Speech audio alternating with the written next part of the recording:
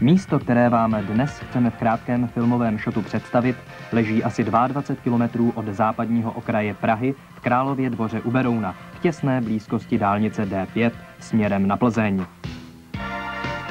Je to diskohotel, který je svým charakterem, patrným už podle vnějšího vzhledu, určen především pro mladou a střední generaci. Diskohotel provozuje pražská firma Betty, která vlastní několik podobných objektů v Praze. Majitelem firmy je pan Marek, který bývalou budovu kulturního domu Královédvorských železáren kompletně zrekonstruoval a upravil do současné podoby.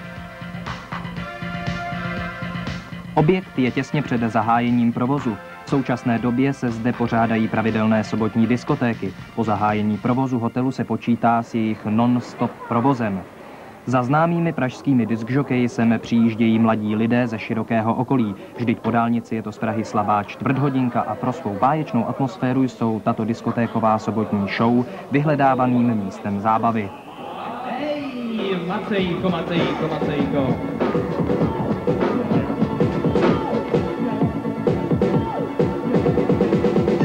Chloubou diskohotelu je samozřejmě diskotéka. Největší a nejkrásnější diskosál v Čechách s kapacitou až 1000 návštěvníků, přístupný jak z veřejné, tak i z ubytovací části hotelu. Právě toto propojení je velice vhodné pro různá soukromá setkání, ale o tom bude v našem pořadu ještě řeč. Nyní se soustřeďme na prostory samotné diskotéky. Její součástí jsou 2 velké bary v přízemí a 1 na galerii, z nichž je pohodlně zajišťována obsluha celého sálu. Velký taneční parket lemují zrcadlové sloupy, za kterými jsou pohodlné boxy pro návštěvníky. Z jeho zadní části můžete širokým rozvětveným schodištěm vystoupit na galerii, odkud je krásný výhled na celý prostor nasvícený nejmodernějšími efekty. Sál je ozvučen špičkovou aparaturou a hudba z diskotéky je pomocí zabudovaných reproduktorů dostupná i v pokojích ubytovací části hotelu. Prostě vše pro pohodlí návštěvníků, kteří se při své návštěvě mohou cítit opravdu bezstarostně a bezpečně, neboť o pořádek a bezproblémový provoz v celém objektu se stará soukromá bezpečnostní agentura.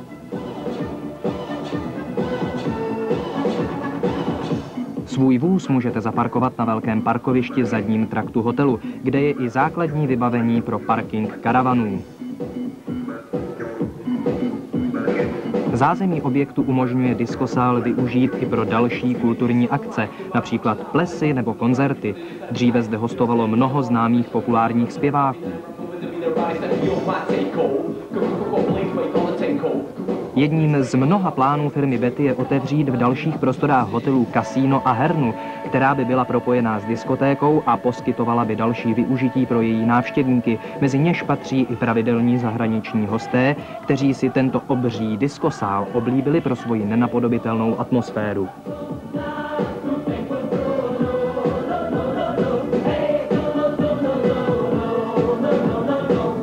Návštěvníkům diskohotelu je k dispozici restaurace se 130 místy u stolu a zázemím velkokapacitní kuchyně pro všechna provozní střediska. V případě potřeby je možné část restaurace oddělit na samostatný salónek. Součástí provozu kuchyně je i výroba mražených jídel pro velkoodběratele. Současná kapacita až 1000 mražených jídel denně se po částečné modernizaci zněkolikanásobí. Učni středního odborného učiliště zde vykonávají odbornou praxi.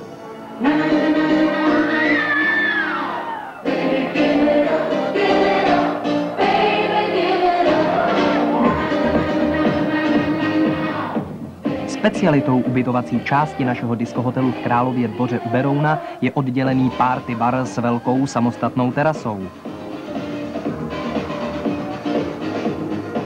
I do těchto prostor je zavedeno zvukové propojení z diskotéky. To je ideální pro pořádání různých soukromých oslav, narozenin nebo třeba jako zde, setkání maturantů.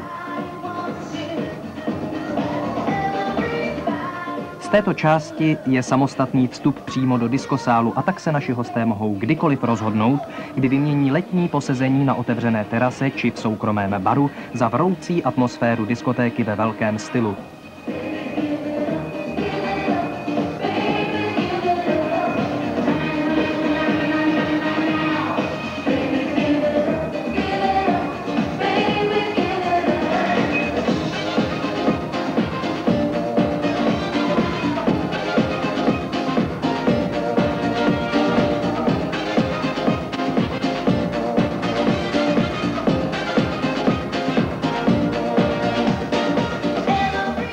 Nově vybudovaná ubytovací část zahrnuje jak hotelové, tak turistické ubytování.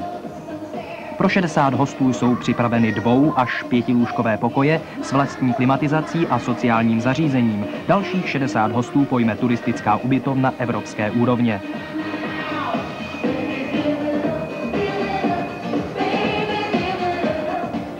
Diskohotel Králův Dvůr, bývalý dům kultury, zrenovovaný na opravdové centrum zábavy a relaxace pro mladou a střední generaci.